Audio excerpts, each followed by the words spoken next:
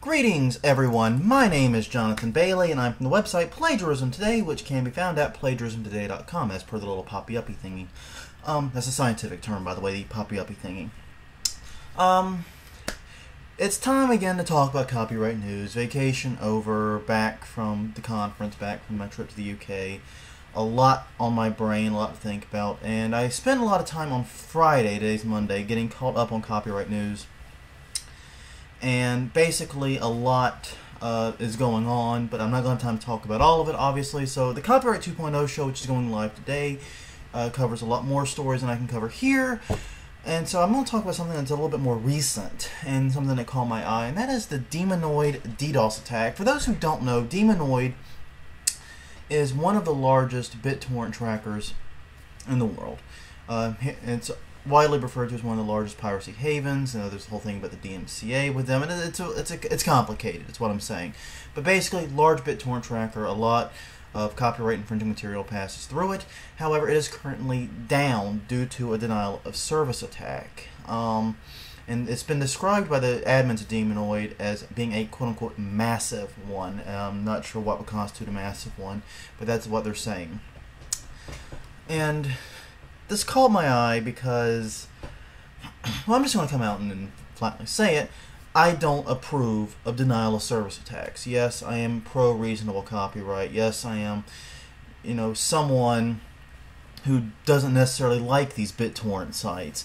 But that doesn't mean I approve of DDoSing them. I don't approve of vigilantism. I don't approve of hacking, cracking, any other terminology you want to use for bringing these sites down through, shall we say, salacious means. So this doesn't make me happy. I don't feel as if this is a victory by any stretch of the imagination. And the problem with DDoS is this. When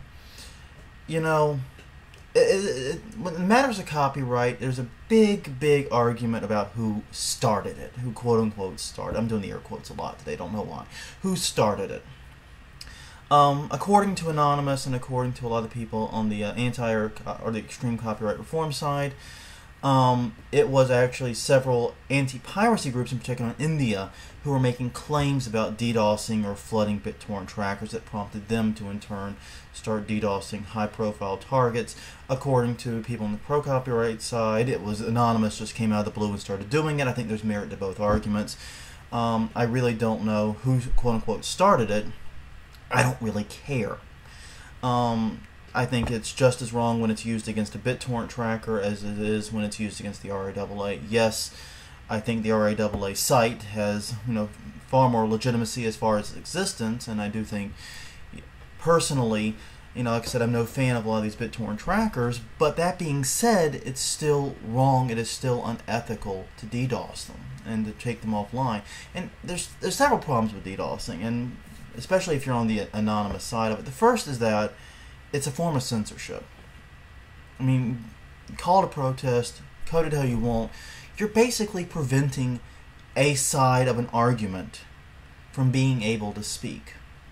And if that's not a form of censorship, I don't know what is. It's literally you are preventing someone from having their voice heard just because you don't like what they're saying. That's the definition of censorship. You're using your power, this ability to use the DDoS, to silence a critic, to silence someone you disagree with. You may feel they're dangerous, you may feel the ends justify the means, but the other side's going to feel the exact same way, because problem two is when you use a tactic, and this goes for both sides in the discussion again, the other side feels the right to use it too. You DDoS a BitTorrent tracker, they're going to feel the right to DDoS the RIAA. If you DDoS the RIAA, they're going to feel the right to DDoS Demonoid or Torrent Freak or whatever.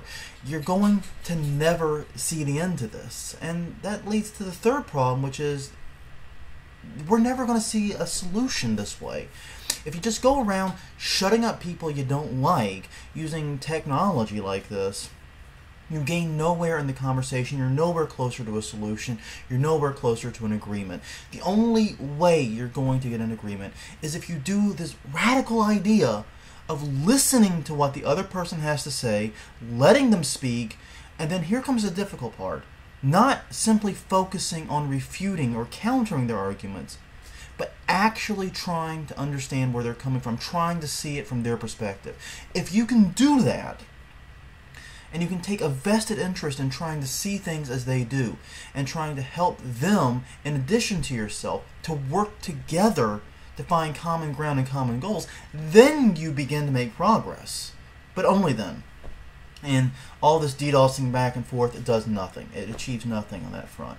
It's just a waste of everyone's time, energy. It makes tensions run higher. People get angrier, and people are less likely to listen, less likely to talk.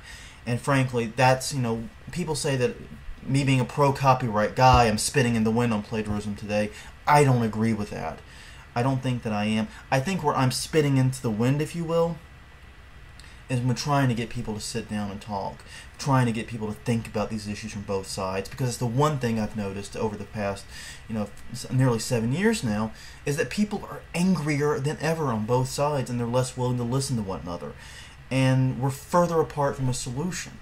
So I don't think I'm spitting in the wind when it comes to being pro-reasonable copyright. I think I'm spitting in the wind when trying to actually come up with a solution to the problems.